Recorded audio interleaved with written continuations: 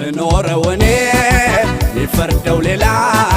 ሚደክመው ልብሽ ሚያወራው ሌላ የታለ ይሉኝታ ካሁን በኋላ ምኖረው እኔ ሚፈርደው ሌላ ሚደክመው ልብሽ ሚያወራው ሌላ የታለ ይሉኝታ ካሁን በኋላ ማን ያቀናውን ማን ያቅፍበታል ላንቺ ነው ልቤ ነፍተሽበታል ሀቅ ልናገር ይሉኝታ ሞቷል